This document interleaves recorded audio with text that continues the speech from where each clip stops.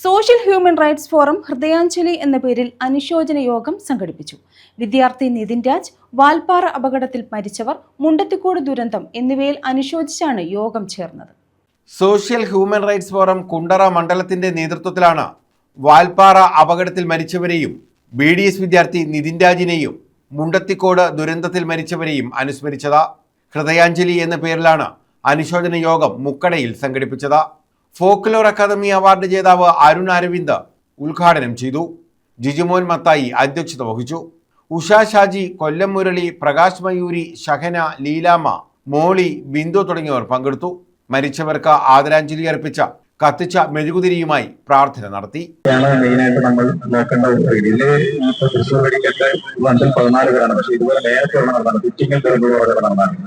അതിൽ അന്തരിച്ചവർ ഒരുപാട് പേരുണ്ടായിരുന്നു. കാര്യം എന്റെ ആ സമയത്ത് ഞാൻ ഉണ്ടായിരുന്നു. എന്റെ കയ്യിൽ കിടന്നൊരു 5 പേരോളം മനുഷ്യരായിരുന്നു എന്റെ കയ്യിൽ. കാര്യം ആ സമയത്ത് ഞാൻ ഹോസ്പിറ്റലിൽ നിൽക്കുന്ന സമയത്താണ്, ESIS സ്റ്റാഫായിരുന്നു.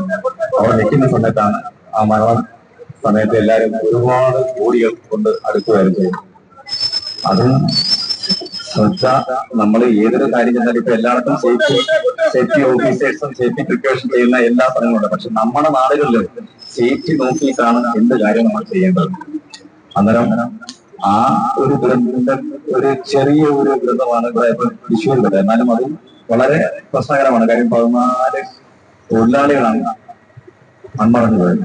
Social human rights forum ജനങ്ങളുടെ സമസ്ത മേഖലകളിലും ഇടപെട്ടുകൊണ്ട് കാരുണ്യ പ്രവർത്തനങ്ങളിലും ഒക്കെയും ഇടപെട്ടുകൊണ്ട് പ്രവർത്തിച്ചു വരികയാണ്. അതിന്റെ കുണ്ടറ മണ്ഡലത്തിന്റെ നേതൃത്വത്തിലുള്ള സ്മരണാഞ്ജലി പരിപാടിയാണ് ഇന്നിവിടെ സംഘടിപ്പിച്ചിരിക്കുന്നത്. നമ്മൾക്കറിയാം, നിതിൻ രാജ് എന്ന് പറയുന്ന BDS വിദ്യാർത്ഥി നിറത്തിന്റെയും ജാതിയുടെയും പേരിൽ പീഡിപ്പിക്കപ്പെട്ട് മാനസികമായി പീഡനം ഏറ്റുവാങ്ങി നമ്മൾ ഇത് വാങ്ങിപ്പോയ ഒരു വിദ്യാർത്ഥിയാണ്.